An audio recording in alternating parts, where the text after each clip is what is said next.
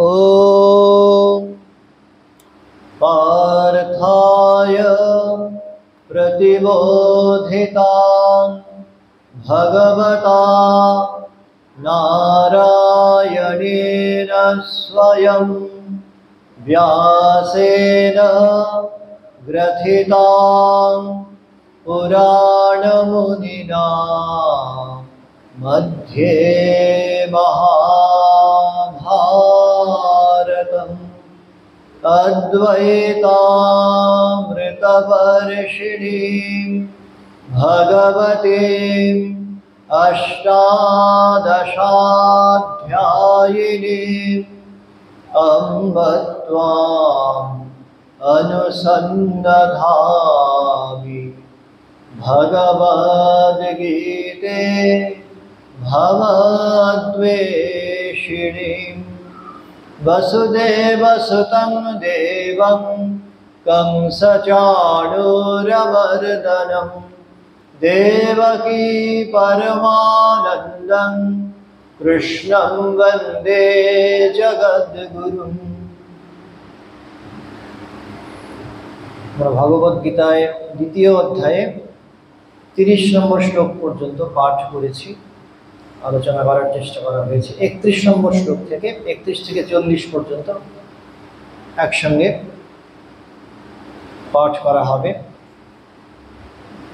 स्वधर्मम् अपि चावेक्ष्य न विकम्पितुमर्हसि स्वधर्मम् अपि चावेक्ष्य न विकम्पितुमर्हसि धर्म्याद्धियुद्धात् श्रेयोऽन्यत् क्षत्रियस्य न विद्यते धर्म्याद्धियुद्धात् श्रेयोऽन्यत् क्षत्रियस्य न विद्यते स्वधर्मम् अपि चावेक्ष्य न विकम्पितुमर्हसि धर्म्याद्धियुद्धात् श्रेयोऽन्यत् क्षत्रियस्य न विद्यते यदृच्छया चोपपन्नं स्वर्गद्वारम् अपावृतम् यदृच्छया चोपपन्नं स्वर्गद्वारम् अपावृतम् सुखिनः क्षत्रियाः पार्थ लभन्ते युद्धमेदृशम् सुखिनः क्षत्रियाः पार्थ लभन्ते युद्धमेदृशम् यदृच्छया चोपपन्नं स्वर्गद्वारमपावृतम् सुखिनः क्षत्रियाः पार्थ लभन्ते युद्धमेदृशम् अथ चेत् त्वमिमं धर्म्यं संग्रामं न करिष्यसि अथ चेत् त्वमिमं धर्म्यं संग्रामं न करिष्यसि ततः स्वधर्मं कीर्तिं च हित्वा पापमवाप्स्यसि ततः स्वधर्मं कीर्तिं च हित्वा पापम् अवाप्स्यसि अथ चेत् त्वमिमं धर्म्यं संग्रामं न करिष्यसि ततः स्वधर्मं कीर्तिं च हित्वा पापमवाप्स्यसि अकीर्तिं चापि भूतानि कथयिष्यन्ति ते व्ययाम् अकीर्तिं चापि भूतानि कथयिष्यन्ति ते व्ययाम् सम्भावितस्य चाकीर्तिर्मरणादतिरिच्यते सम्भावितस्य चाकीर्तिर्मरणादतिरिच्यते अकीर्तिं चापि भूतानि कथयिष्यन्ति ते व्ययाम् सम्भावितस्य चाकीर्तिर्मरणादतिरिच्यते भयाद्रणादुपरतं मंस्यन्ते त्वाममहारथाः भयाद्रणादुपरतं मंस्यन्ते त्वाममहारथाः येषां च त्वं बहुमतो भूत्वा यास्यसि राघवम् येषां च त्वं बहुमतो भूत्वा यास्यसि राघवम् भयादरणादुपरतं मंस्यन्ते त्वां महारथाः येषां च त्वं बहुमतो भूत्वा यास्यसि राघवम् अवाच्यवादांश्च बहून् वदिष्यन्ति तवाहिताः अवाच्यवादांश्च बहून् वदिष्यन्ति तवाहिताः निन्दन्तस्तव सामर्थ्यं ततो दुःखतरं नु किम् निन्दन्तस्तव सामर्थ्यं ततो दुःखतरं नु किम्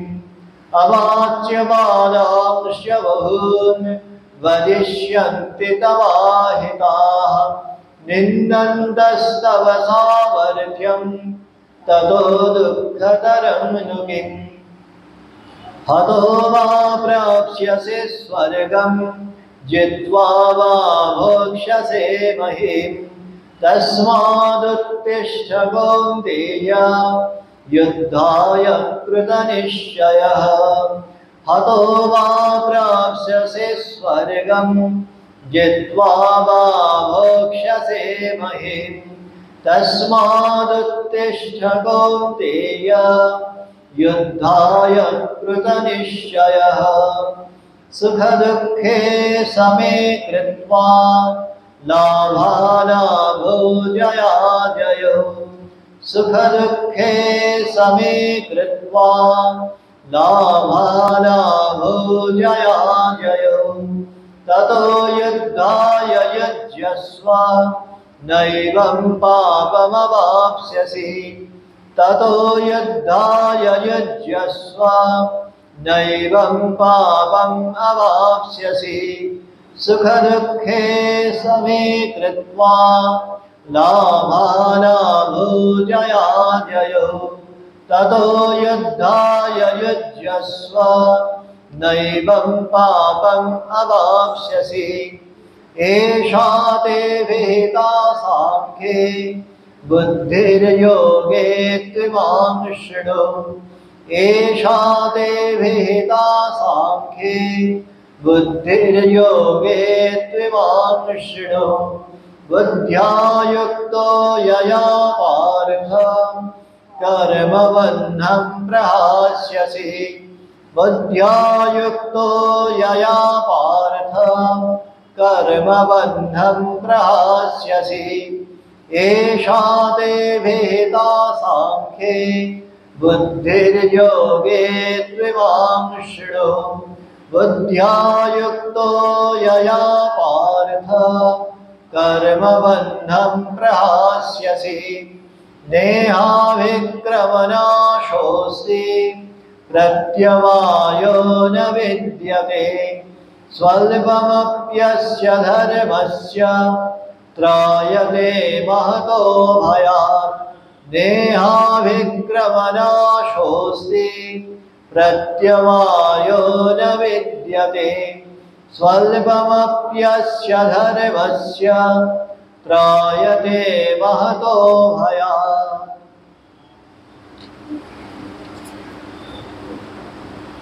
কুরুযুদ্ধের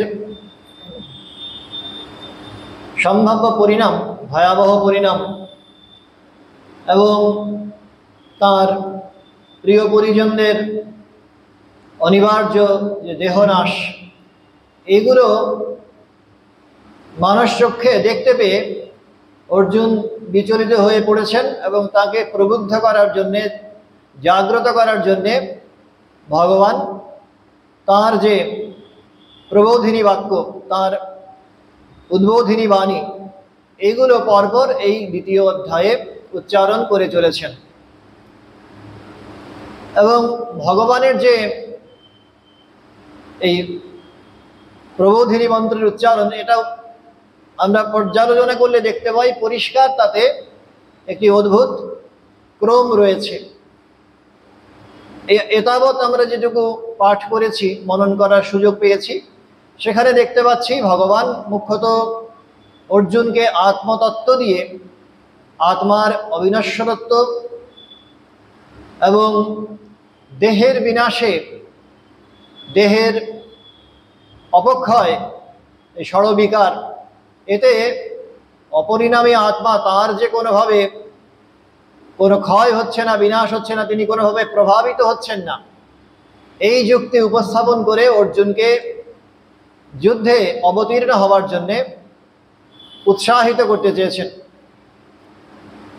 এরপরে এই যে বর্তমান অংশটুকু আমরা পাঠ করলাম এইমাত্র, সেইখানে দেখা যাচ্ছে ব্যবহারিক দিক থেকে একজন রণকুশলী, সমরবেত্তা, যুদ্ধ কুশলী অর্জুন, তিনি তার স্বধর্ম যদি পালন না করেন, তার ক্ষত্রিয় জনোচিত যে আচরণ, সেই আচরণ থেকে যদি তিনি বিচ্যুত হন, তাহলে তার কি পরিণতি হতে পারে, ব্যবহারিক জগতে সমাজে তার কি প্রভাব পড়তে পারে, তার উত্তরসূরি যারা তারাই বা কিভাবে প্রভাবিত হতে পারেন, এইভাবে এই পরিণতিগুলোর কথা চিন্তন করে উপস্থাপন করে অর্জুনকে বোঝানোর চেষ্টা করছেন যে from practical point of view, ব্যবহারিক দৃষ্টিকোণ থেকেও তোমার এই যুদ্ধ থেকে পলায়ন করা উচিত নয়। সাধারণভাবে আমরা যখন প্র্যাগম্যাটিক, তথাকথিত বাস্তবসম্মত দৃষ্টিকোণ থেকে যখন আমাদের জীবনচর্যাকে বিশ্লেষণ করার চেষ্টা করি, উপস্থাপন করার চেষ্টা করি, তখন এই ধরনের যুক্তি আমাদের সামনে এসে উপস্থিত হয়। ইয়া পলায়তি সজীবতি, যে সাধারণভাবে এই যে আঁকামাকা পথ জীবনের, সেখানে প্রতিনিয়ত সংঘাত আছে,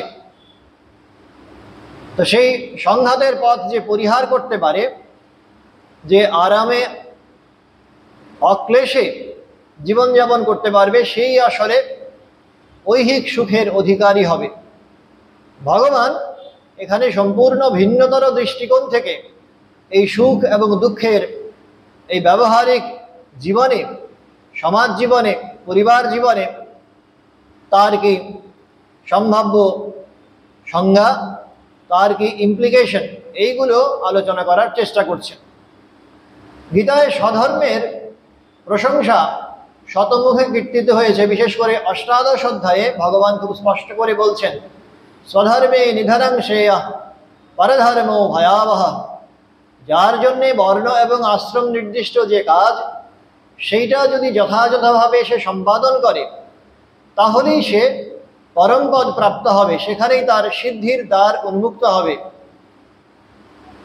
বিপরীত ক্রমে যদি সে আশ্রম বর্ণ বিবর্জিত ধর্ম আচরণ করে, যেমন আমরা গৈরিক ধারণ করেছি, আমরা যদি সন্ন্যাসের পথ থেকে চ্যুত হই, ভিন্ন ধর্মী আচরণ করি, তাহলে সেটা পরধর্ম ভয়াবহ, সেটা বিপুল ভয়ের কারণ হবে, বিপুল পতনের কারণ হবে। তো সেই কারণে এই বর্ণ এবং আশ্রম অনুসারী ধর্ম আচরণ, এটা করার জন্যে ভগবান খুব স্পষ্ট করে সেখানে অষ্টাদশ অধ্যায়ে নির্দেশ দিয়েছেন। এখানে অর্জুনকে, তার প্রিয় প্রাণ সখা অর্জুনকে সেখানেও প্রবুদ্ধ করার জন্যে ভগবান এই স্বধর্ম তত্ত্ব আবার সামনে নিয়ে আসছেন। স্বধর্মম আপি চ আবেক্ষ্য, 31 নম্বর শ্লোকে আমরা ঢুকছি। স্বধর্মম আপি চ আবেক্ষ্য না বিকম্পিতুমর্হসি ধর্ম্যাধ্যে যুদ্ধাৎ শ্রেয় অন্যত ক্ষত্রিয়স্য ন বিদ্যতে। স্বধর্মকে দর্শন করেও, স্বধর্মম আপি চ, নিজ স্বভাবজাত ধর্ম আবেক্ষ্য, লক্ষ্য করে দেখলেও, অবলোকন করে, বিকম্পিতুম, বিকম্পিত হওয়া, বিকম্পিত হওয়া তোমার পক্ষে না অর্হসি, তোমার পক্ষে সমীচীন নয়, উচিত নয়। যেহেতু হি ধর্ম্যাৎ যুদ্ধাৎ, ধর্মবিহিত যুদ্ধ ভিন্ন, ক্ষত্রিয়স্য ক্ষত্রিয়ের অন্যত অন্য কিছুই শ্রেয় কল্যাণকর ন বিদ্যতে। ক্ষত্রিয়ের পক্ষে এর চেয়ে শ্রেয়স্কর কল্যাণকর আর কিছু থাকতে পারে না। নিজের ধর্মের দিকে তাকিয়ে অর্থাৎ খাদ্য ধর্মের বিষয়ে বিচার করলেও তোমার বিচলিত হওয়া উচিত নয়। ওই যে গান্ডিবং সংসতে হস্তাৎ পক্ষৈব পরিদহ্যতে এই সমস্ত কথাবার্তা বলেছেন অর্জুন। আমি একেবারে সারা দেহ যেন আমার জ্বলে পুড়ে যাচ্ছে, আর আমি গান্ডি পর্যন্ত ধারণ করতে পারছি না, আমার অস্ত্র আমি ধারণ করতে পারছি না, এহেন আমার অবস্থা। মন আমার এতটাই ডিফ্লেক্টেড, এতখানি ফ্লাকচুয়েশনের মধ্যে আমি রয়েছি, আমি কম্পমান অবস্থায় রয়েছি। সুতরাং এই বিচলিত অর্জুনকে তাকে নিজের পথে আবার ব্যাক টু দি ট্র্যাক ফিরিয়ে আনার জন্যে ভগবান বলছেন যে না বিকম্পিত মারহসি, তোমার এইভাবে বিচলিত হওয়া উচিত নয়, কারণ ধর্মযুদ্ধ অপেক্ষা ক্ষত্রিয়ের পক্ষে শ্রেয়তর সাধন আর কিছুই নেই। এটা সাধারণভাবে অর্জুনের দিকে লক্ষ্য করে ভগবান এমন যুক্তি উপস্থাপন করছেন মনে হতে পারে, বা একজন ক্ষাত্র যোদ্ধা ক্ষত্রিয় জনোচিত ধর্ম পালন করবেন এই কথা স্মরণ করানোর জন্যে এই বাক্যের উচ্চারণ করছেন, এমনটাও মনে হতে পারে। কিন্তু আমাদের দৈনন্দিন জীবনের এই যে সংঘাতপূর্ণ জীবন, কনফ্লিক্টিং সিচুয়েশনস প্রতি মুহূর্তে আমরা এনকাউন্টার করি, প্রতি মুহূর্তে আমরা দর্শন করি, মোকাবেলা করি, সেখানে দাঁড়িয়েও নিশ্চিতভাবেই এই কথা সমানভাবে প্রাসঙ্গিক। আমরা দুটো মার্গের কথা শুনে থাকি, একটা হচ্ছে প্রবৃত্তি মার্গ আর একটা হচ্ছে নিবৃত্তি মার্গ। তো নিবৃত্তি মার্গে এই নিজ নিজ পথে সকলেই শ্রেষ্ঠ, নিজ নিজ ক্ষেত্রে প্রত্যেকেই শ্রেষ্ঠত্ব অর্জন করতে পারেন। এই স্বামীজি কর্মযোগে খুব স্পষ্ট করে বলছেন। তো প্রবৃত্তি বা নিবৃত্তি মার্গ যে পথ ধরেই যিনি এগোচ্ছেন তাকে সেই পথের প্রতি নিষ্ঠা, অবিচলিত নিষ্ঠা লালন করতে হবে। এইটাই হচ্ছে শাস্ত্রের বিধান। অর্জুন সাধারণভাবে তিনি সংসার আশ্রমে প্রবেশ করেছেন, ক্ষত্রিয়ের ধর্ম অনুবর্তন করছেন। হঠাৎ করে তিনি সেখান থেকে ব্যাকট্র্যাক করবেন, তিনি নিবৃত্তির পথ ধরবেন, এটা কোনোভাবেই প্রার্থিত হতে পারে না, কোনোভাবেই এটা কাঙ্ক্ষিত হতে পারে না। ভগবান সেই কথা স্মরণ করালেন। আরেকটি কথা পরের অংশে শ্লোকের দ্বিতীয়ার্ধে অর্জুনকে ধরিয়ে দিলেন, ধর্ম্যাধ যুদ্ধাৎ শ্রেয় অন্যত ক্ষত্রিয়শ্চ ন বিদ্যতে। ধর্ম্যাধ যুদ্ধাৎ, ধর্মবিহিত যুদ্ধ ভিন্ন, ক্ষত্রিয়ের পক্ষে অন্য কিছুই কল্যাণকর নেই। আমরা জনক রাজার কথা শুনে থাকি। জনক রাজা একসঙ্গে দুখানা তলোয়ার চালাতেন, একটা হচ্ছে জ্ঞানের তরবার আর একটা হচ্ছে কর্মের। ওই বাইরের জগতে যখন আছেন তখন তার উপরে যে দায়িত্ব ন্যস্ত হয়েছে, যে ডিউটি এন্ট্রাস্টেড হয়েছে, সেইটা তিনি একেবারে যথাযথভাবে পালন করছেন, রাজার মতোই রাজধর্ম পালন করছেন। আবার যখন তিনি অন্তর্জীবনে প্রবেশ করছেন সেখানে তিনি মুক্ত পুরুষ, সেখানে তিনি বিদেহ, তার দেহ বুদ্ধির এতটুকু যাতনা নেই। সুতরাং রাজা এবং ঋষি যুগপৎ একই সঙ্গে এই পদবি অর্জন করা যায়। প্রাচীন ভারতবর্ষ এটা দেখিয়েছে। প্র্যাকটিক্যাল বেদান্ত কর্ম পরিণত বেদান্ত বক্তৃতামালায় স্বামীজি এই কথাটি খুব জোর দিয়ে বলেছেন যে প্রাচীন ভারতে ওই রাজধর্ম যারা পালন করতেন তারাই কিন্তু ঋষি পদবিতে উন্নীত হতে পারতেন। এখানেও এই স্বধর্মের কীর্তি গাথা উচ্চারণ করে প্রশংসা করে ভগবান এই কথাটাই বলতে চেয়েছেন যে ওই আপন আপন ধর্মের পালন করে প্রত্যেকেই শ্রেষ্ঠ শিরোপা, শ্রেষ্ঠত্বের পদবি অর্জন করতে পারে, সিদ্ধির দ্বার তার সামনে উন্মুক্ত হতে পারে। তো সেই কারণে ক্ষত্রিয়ের জন্য নির্ধারিত হচ্ছে এই প্রজা পালন করা, রাজ্য পালন করা। সেখানে কোনোভাবে ডিফ্লেকশন, কোনোভাবে ফ্লাকচুয়েশন, ওই চিত্তের চাঞ্চল্য, বৈকল্য, এগুলোর কোনো জায়গা নেই। ধর্ম্যাধি যুদ্ধা শ্রেয় অন্যত, ধর্মযুদ্ধ। আমরা জগতে তো প্রতিনিয়তই এত পলিটিক্যাল সোশ্যাল সার্কামস্টান্সেস, সামাজিক রাজনৈতিক, অর্থনৈতিক বিভিন্ন কারণে আমরা দেখতে পাই প্রতি মুহূর্তে ঝগড়াঝাটি হচ্ছে, সংঘাত হচ্ছে, যুদ্ধ হচ্ছে, জাতিতে জাতিতে, রাষ্ট্রে রাষ্ট্রে সংঘাত হচ্ছে। এবং সেখানে দাঁড়িয়ে আবার লিগ অফ নেশনস হচ্ছে, তাদের মধ্যে আবার প্যাক্টও হচ্ছে, সন্ধি হচ্ছে, এবং তার মধ্যে সারবত্তা কিছু নেই। মা স্পষ্ট করে বলছেন, শ্রীশ্রীমা, যে ওরা যা বলে বাবা সে তো মুখস্থ, অন্তস্থ হলে কোনো বিপদের সম্ভাবনা থাকতো না। তো ওই মুখস্থ চচ্চড়ি চর্চা, তার পরিণতি ওই অনিবার্য সংঘাত, জাতিতে জাতিতে মরণান্তক রক্তক্ষয়ী সংঘাত। তো এই ধরনের যুদ্ধের প্রতিচ্ছবি আমাদের চোখের সামনে অনবরতই ভাসে। বর্তমান পৃথিবীতেও দৃষ্টান্তের শেষ নেই। তো সেখানে প্রত্যেকটি যুদ্ধই যে ধর্মযুদ্ধ, যারা যুদ্ধপ্রিয়, যুদ্ধকে অবলম্বন করে যারা ক্ষমতায় অধিষ্ঠান করেন, সম্ভব করেন, তারা প্রত্যেকটি যুদ্ধকেই ধর্মযুদ্ধ বলে প্রচার করার চেষ্টা করেন। কিন্তু আমরা জানি, নিরপেক্ষ দৃষ্টিতে যখন দেখার চেষ্টা করি তখন বুঝতে পারি ইতিহাস কিন্তু ভিন্ন দৃষ্টিতে সমকালকে যাচাই করে। পরবর্তীকালে যে ইতিহাস যখন লেখা হয় তখন যুদ্ধের পেছনে কোন কোন বুদ্ধি, কোন কোন কূটনীতি সেখানে প্রণোদনার কাজ করেছে, তার নেপথ্যে কী কী কারণ ছিল, সেগুলো বিশ্লেষণ করা হয় এবং বোঝা যায় যে বেশিরভাগ ক্ষেত্রেই আসলে যুদ্ধ করা হয় যুদ্ধের স্বার্থে, ওই ধন জন মান, জীবন যৌবন এগুলো সম্ভব করার জন্য। এগুলোই নেপথ্যে থাকে। আমার প্রতিপত্তি বৃদ্ধি পাবে, আমার যশ বৃদ্ধি পাবে, এবং অন্য জাতির উপরে একটা জাতি আধিপত্য অর্জন করবে। এইগুলোই সাধারণভাবে মানুষে মানুষে বা জাতিতে জাতিতে যুদ্ধ বা সংঘাতের পেছনে এই কারণগুলোই বলবতী থাকে। এখানে কিন্তু সম্পূর্ণ ভিন্ন প্রেক্ষিত। এই 18 দিন ধরে কৌরব পাণ্ডবে যে যুদ্ধ হবে, ধর্মক্ষেত্রে কুরুক্ষেত্রে সমবেতা যুৎসব, একেবারে প্রথম শ্লোকেই ধর্মক্ষেত্র বলে চিহ্নিত করা হয়েছে কুরুক্ষেত্রকে। তার কারণটা হচ্ছে এখানে ধর্মের প্রতিষ্ঠা হবে। যদা যদা হি ধর্মস্য গ্লানির্ভবতি ভারত অভ্যুত্থানম অধর্মস্য তদাত্মানং সৃজাম্যহম। সুতরাং অধর্মের অভ্যুত্থান এত প্রবল হয়ে গেছে যে তার এবার এই অধর্ম যারা অনুশীলন করছেন তাদের এবার বশীভূত করা প্রয়োজন। সেই কারণে এই যুদ্ধ হচ্ছে ধর্মযুদ্ধ, যেখানে ওই কৌরবদের উৎপীড়ন থেকে ভারতবর্ষ এবং সাধারণভাবে জনসমাজ, মানব সমাজ রক্ষা পাবে।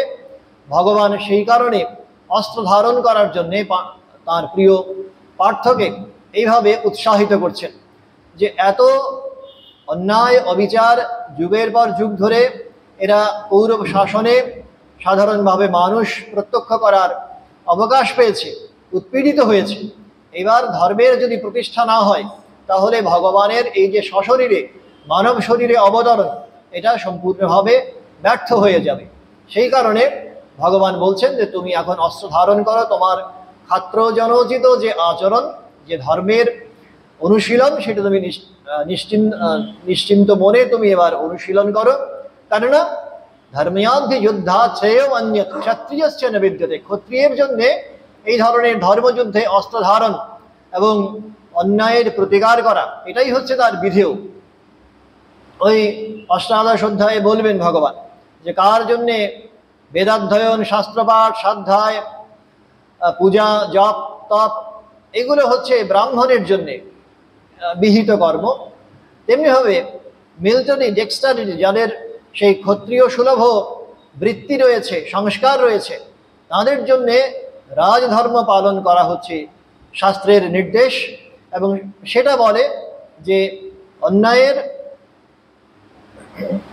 সমাধান করার জন্যে, অন্যায় নিঃশেষে দূরীভূত করার জন্যে যখন যেমন প্রয়োজন অস্ত্র ধারণ করতে হবে এবং অন্যায়কারীকে সামনে পেলে তার বিনাশ সাধনও করতে হবে। মনুস্মৃতি সেই বিধানই খুব সুস্পষ্টভাবে সেখানে দিয়েছেন। তো সেই কারণে ক্ষত্রিয়ের জন্য এটা হচ্ছে পালনীয় আচরণ। পরের শ্লোকে আমরা প্রবেশ করি। যদৃচ্ছয়া চৌপবন্নং স্বর্গদ্বারম অপাবৃতম সুখিন ক্ষত্রিয়া পার্থ লভন্তে যুদ্ধম ঈদৃশম। বলছেন পার্থ, হে পার্থ, যদৃচ্ছয়া অযাচিত ভাবে চ উপপন্নম প্রাপ্ত, অর্থাৎ স্বয়ং উপস্থিত अपावृतम उन्मुक्त स्वर्गद्वारम इव स्वर्गेर द्वारस्वरूप ईदृशम ए प्रकार युद्धम युद्ध सुखिनः भाग्यवान क्षत्रियाः क्षत्रियगण लभन्ते प्राप्तहन। बोलছেন हे पार्थ अजाचित भावे प्राप्त बा आगत उन्मुक्त स्वर्गद्वार स्वरूप এই প্রকার ধর্মযুদ্ধ ভাগ্যবান ক্ষত্রিয়রাই লাভ করেন। লক্ষণীয়, পাণ্ডবরা যে আগ বাড়িয়ে যুদ্ধ করতে গিয়েছিলেন, যুদ্ধের জন্য তারা ব্যগ্র ছিলেন এমনটা আদৌ নয়। ক্ষত্রিয়দের দিক থেকেই বরং সেই তাড়না প্রবলতর ছিল।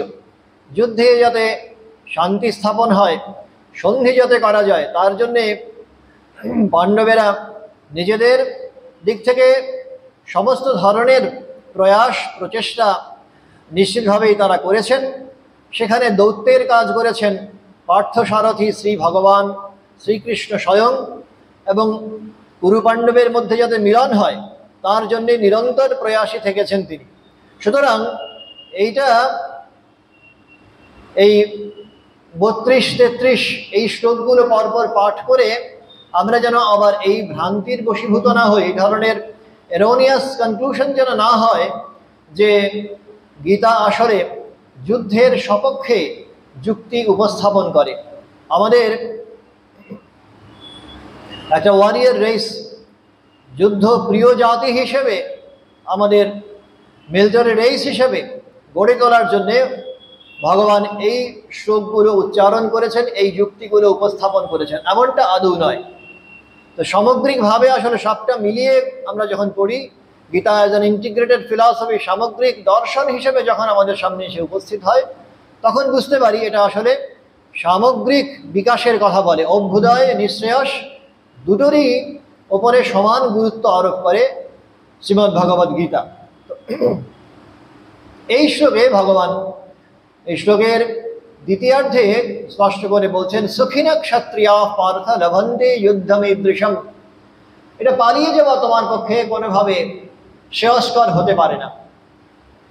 যারা ক্ষত্রিয় তাদের পক্ষে এই ধরনের যুদ্ধ, এই ধর্মযুদ্ধের যে প্রেক্ষিত, সেটা নির্মিত হয়েছে কৌরবদের দ্বারা।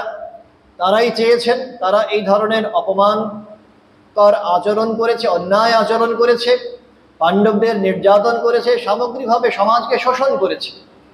তো এই যে অন্যায় অবিচার যখন এতখানি প্রবল হয়েছে, সেখান থেকে সমাজে আবার ন্যায় এবং ধর্মকে প্রতিষ্ঠার জন্যে তোমার সামনে এই সুযোগ আপনা আপনি এসে উপস্থিত হয়েছে। তুমি নিজে যে যাচিত, তুমি যে এই যুদ্ধকে প্রার্থনা করেছো, কামনা করেছো, এমনটা তো নয়, সেটা নয়। সেই কারণে যদৃচ্ছায়া অযাচিতভাবে তোমার সামনে এই সুযোগ এসে উপস্থিত হয়েছে ধর্ম সংস্থাপনের জন্যে। তখন তুমি আমার যন্ত্রী হয়ে কাজ করো। যা উপপন্নম প্রাপ্ত, অর্থাৎ স্বয়ং উপস্থিত, অপাবৃতম, তোমার সামনে যেন স্বর্গের দরজা খুলে গেছে। যদি তুমি এই মুহূর্তে অস্ত্র ধারণ করো এবং শত্রুকে নিঃশেষ করো, আততায়ীদের হনন করো, তাহলে তোমার কাছে স্বর্গের দরজা খুলে যাবে। সুখিনা ক্ষত্রিয়া পার্থ লভন্তে যুদ্ধমীদৃশম। ক্ষত্রিয়দের মধ্যে যারা ভাগ্যবান তারাই শুধুমাত্র এই ধরনের যুদ্ধকে লাভ করতে পারেন। সমস্ত ক্ষত্রিয়ের কাছে এই ধরনের প্রেক্ষিত নির্মিত হয় না, বা তারা আবার ভুল করে ভুল পথেও চালিত হন। যারা কৌরব পক্ষে ছিলেন, অগণিত ক্ষত্রিয় তারাও অস্ত্র ধারণ করেছেন, কিন্তু তাদের বুদ্ধি ঠিকঠাক নির্দেশনা দেয়নি, তারা ভুল পথে চালিত হয়েছেন। সেই কারণে এই ধর্ম প্রতিষ্ঠার জন্য তোমার যখন এই সুযোগটা এসে উপস্থিত হয়েছে, তখন সেই সুযোগটা তোমার গ্রহণ করা উচিত। আমরাও দৈনন্দিন জীবনে এত যে বিপরীত অবস্থার সম্মুখীন হই, যখন দাঁড়িয়ে কোনটা ঠিক কোনটা বেঠিক আমরা বুঝে উঠতে পারি না, অথবা অন্যায় আমার সামনে অনবরত ঘটে চলেছে জেনেও আমি আমার বর্ণ আশ্রম অনুসারী ধর্ম পালন করতে পারি না, তখন আমার ক্ষেত্রে প্রাসঙ্গিক হবে শ্লোকের এই অংশ, সুখিনা ক্ষত্রিয়া পার্থ লভন্তে যুদ্ধমীদৃশম। তো আমি যদি অন্যায়কে লালন করি, তাহলে প্রথমত আমার ধর্ম অনুসারী আমি আচরণ করছি না। দ্বিতীয়ত আরো 1000-fold, সহস্র গুণে অন্যায় আচরণ ভবিষ্যতে হয়তো সংঘটিত হবে এবং তার নেপথ্যে তার প্রত্যক্ষ বা পরোক্ষ পরিণাম, তার কারণ হিসেবে নিশ্চিতভাবে আমার এই আচরণ তাতে অনুঘটকের কাজ করছে। সুতরাং সামগ্রিকভাবে আমি কোন উদ্দেশ্যে এবং কিভাবে আমি আমার পথ নির্বাচন করব, সেই স্বাধীনতা, আমার বিবেকের নির্দেশনা, সেটা শোনার জন্য আমি যেন প্রস্তুত থাকি। সুখিনা ক্ষত্রিয়া পার্থ লভন্তে যুদ্ধমিদৃশম। যখন জীবনে বিপরীত অবস্থায়, প্রতিকূল অবস্থায় পতিত হচ্ছি, সম্মুখীন হচ্ছি, তখনও ওইটাকে ঈশ্বরের আশীর্বাদ জেনে, যুদ্ধকে অনিবার্য যুদ্ধ, সদা পরাজয় তাহা না ডরাক তোমা, পূজা তার সংগ্রাম অপার, সদা পরাজয় তাহা না ডরাক তোমা, স্বামীজির সুস্পষ্ট নির্দেশনা। সুতরাং এই তার পরিণতিতে কি আছে, আমার শরীর যাবে নাকি ধন জন মান জীবন জীবন, তার পরিণতি কি হবে, এত কিছু চিন্তা করে আমি নিশ্চয়ই বিচলিত হতে পারি না। তো এই যে প্রতিকূল অবস্থা আমার সামনে উপস্থিত হয়েছে, এটা পরিণতিতে আমার পক্ষে স্ট্রেংথ, আমার পক্ষে আমার অন্তর্নিহিত যে শক্তি, তার বিকাশের একটা ক্ষেত্র প্রস্তুত করবে, এটা নিশ্চিত।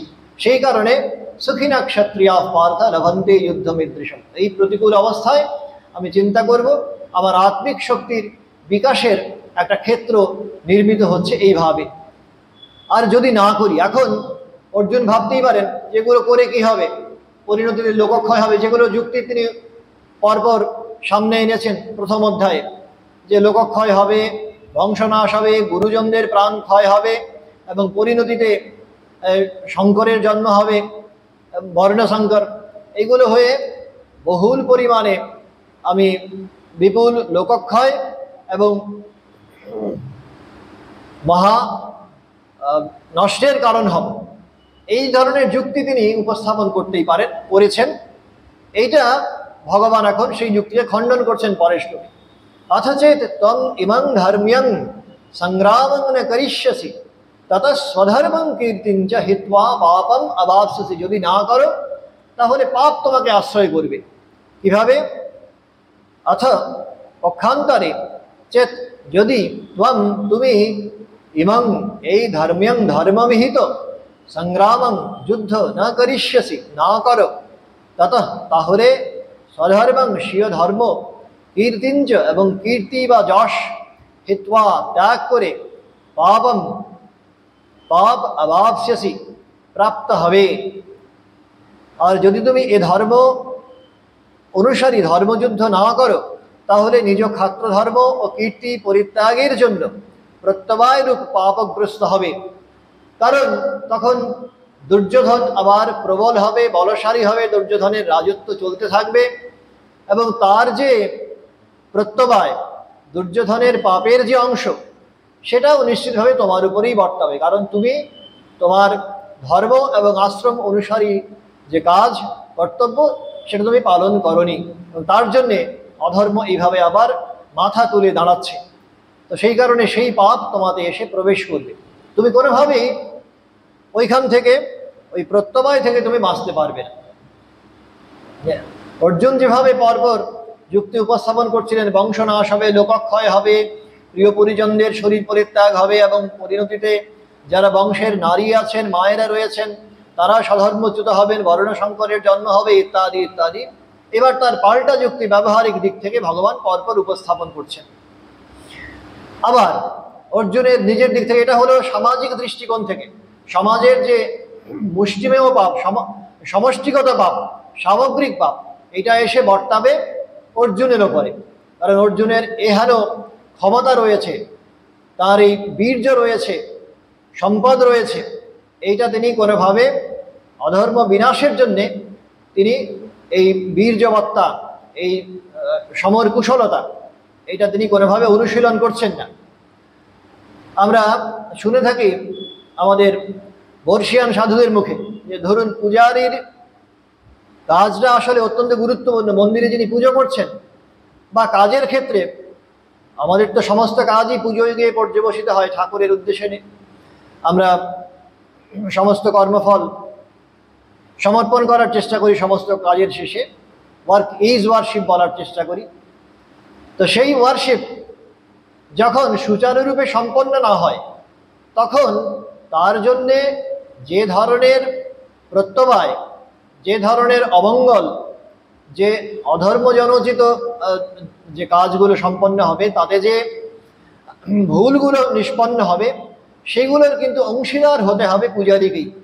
সুতরাং প্রতিটি কাজ, প্রতিটি পূজা যেন যথাযথভাবে সম্পন্ন হয়, এইটা আমাদের দিক থেকে সাবধান বাণী বর্ষিয়ান সন্ন্যাসীদের। তো সামগ্রিকভাবে এখানেও অর্জুন যেহেতু সমস্ত যে সমর কুশল সেনানীদের তাদের মধ্যে প্রধান প্রতিভূ হয়ে আছেন, তার দিক থেকেও যদি তিনি তার উপর নির্দিষ্ট ন্যস্ত দায়িত্ব যদি তিনি সম্পাদন না করেন, সেই অনুসারী কাজ যদি তিনি না করেন, তাহলে সমাজে যে সংঘটিত সামগ্রিক পাপ কার্য, সমস্ত পাপের কিন্তু অংশীদার তাকে হতে হবে।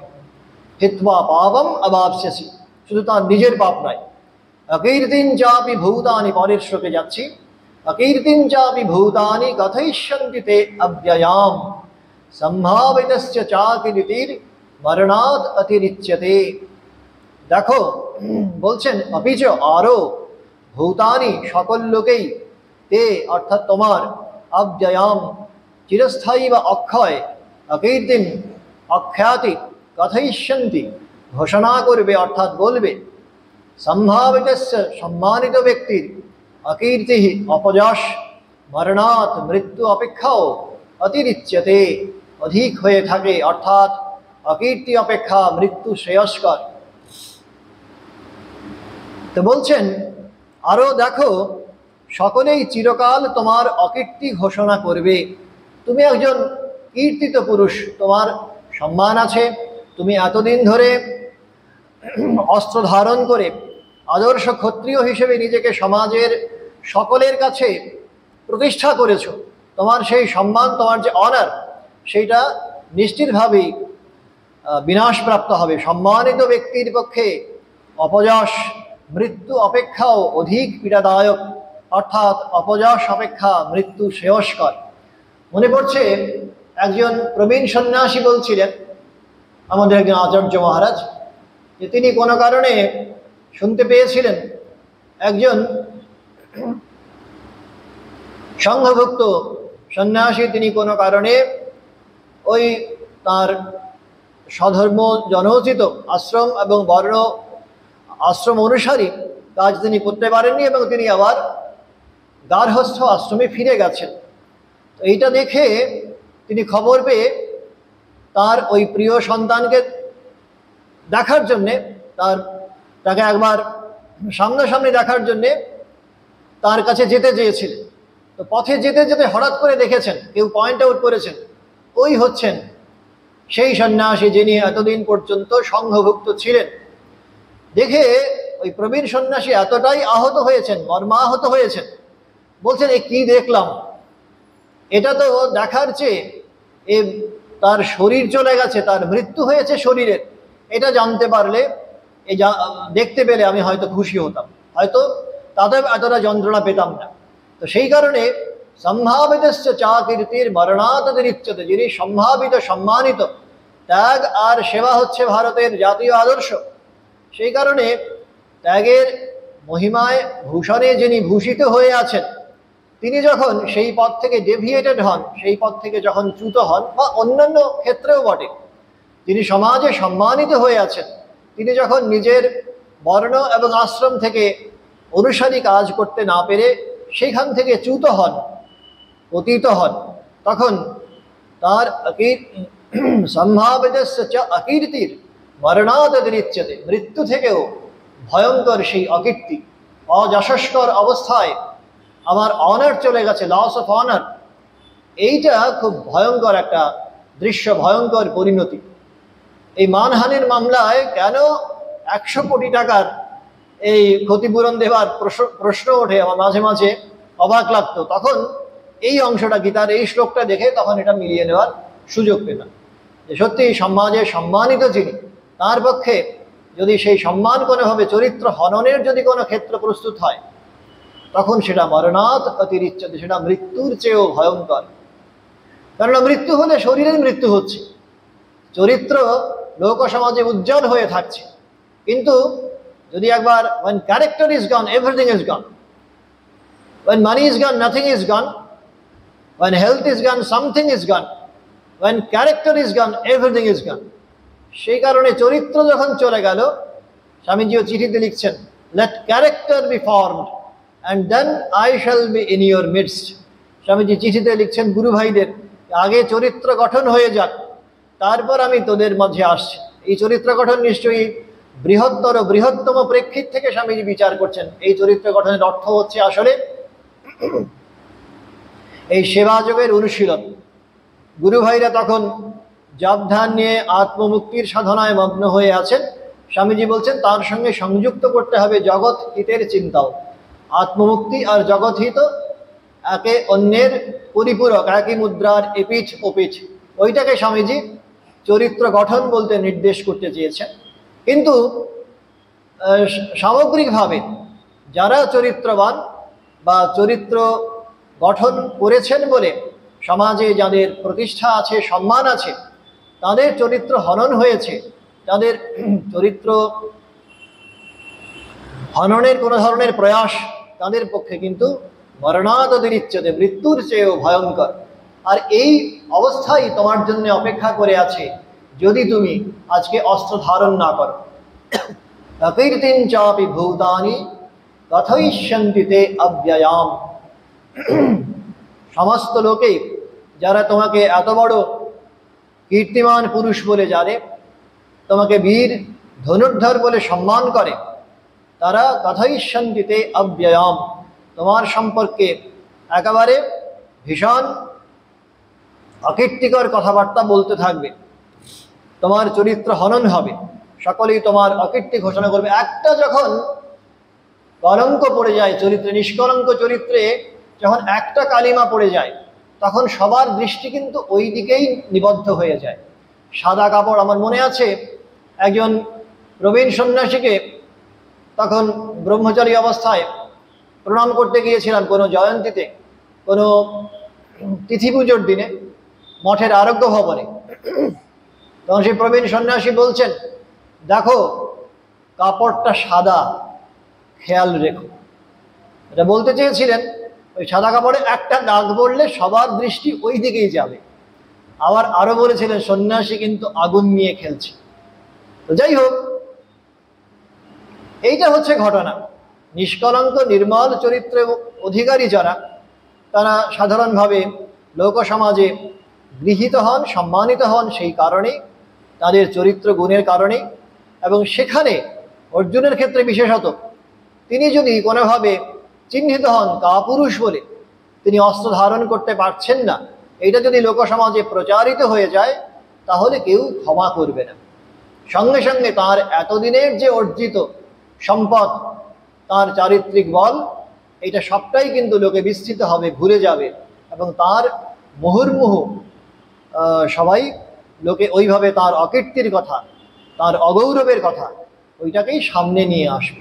সুতরাং এই দৃষ্টিকোণ থেকে বিচার করলেও তুমি অস্ত্র ধারণ করো, কেননা সম্ভাব্যস্য চ অকীর্তির মরণাৎ অতিরিচ্যতে। যদি তুমি এইটা না করো, তাহলে মৃত্যুর চেয়েও ভয়ঙ্কর পরিণতি অপেক্ষা করে আছে তোমার জন্যে। তো সেই কারণে যুদ্ধকে আমাদের জীবনের একটা অনিবার্য অঙ্গ বলে স্বীকার করা, এটাই হচ্ছে সাধারণ একটা সিদ্ধান্ত। ভগিনী নিবেদিতা ওই কালী আর কালী পূজা নিয়ে আলবার্ট হলে 28শে মে 1898 যে বক্তৃতা দিয়েছিলেন, বিখ্যাত কালী বক্তৃতা, সেইখানেও এই দিকটা উপস্থাপন করেছিলেন। শ্রী শ্রী চণ্ডীতেও আমরা শুনতে পাই, চিত্তে কৃপা সমর নিষ্ঠুরতা চ দৃষ্টিয়া। তো মায়ের কৃপা পাওয়ার জন্যে এটা পরিপূরক হিসেবে কিন্তু তার ওই সমরে তার যে নিষ্ঠুরতা, ভয়ঙ্করী প্রকৃতি, ওইটাকে অবলোকন করতে হবে, সেইটাকেও স্বীকার করতে হবে।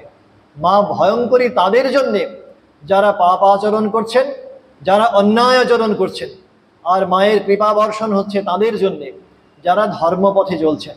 সুতরাং কৃপা আর সমরনিষ্ঠুরতা, কালী চরিত্রে মায়ের এই অদ্ভুত সাযুজ্য, এই অদ্ভুত সমাপতন আমরা লক্ষ্য করি। একে অন্যের কিন্তু তারা সম্পূরক। অর্জুনের ক্ষেত্রেও এই দোদুল্যমানতার একটা কারণ হচ্ছে তিনি একটু বায়াসড হয়ে গেছেন। যখনই তিনি এই ভয়ঙ্করকে ভয়ঙ্কর বলেই স্বীকার করবেন, ভয়ঙ্করকে ভয়ঙ্কর বলেই কুর্নিশ করবেন, স্বামীজি বলছেন তিনি কখনো ওই কর্পস মৃতদেহের উপরে কিছু ফুল আর সুগন্ধি ছিটিয়ে তাকে প্রশস্তি গাইতে চান না। তিনি ভয়ঙ্করকে আমি ভয়ঙ্কর বলেই ভালোবাসি। সেই কারণে অর্জুনকেও এই অনিবার্য যে পরিণতি, জীবনের এই যে প্রতিকূল অবস্থা, এইটাকেও স্বাভাবিক এবং গ্রহণযোগ্য বলে স্বীকার করতে ভগবান উৎসাহিত করছেন, প্রবুদ্ধ করছেন। সম্ভাবিতস্য চা কীর্তির মরণাৎ অতিরিচ্যতে। ওম শান্তি শান্তি শান্তি। হরি ওম তৎসৎ। শ্রীরামকৃষ্ণার্পণমস্তু।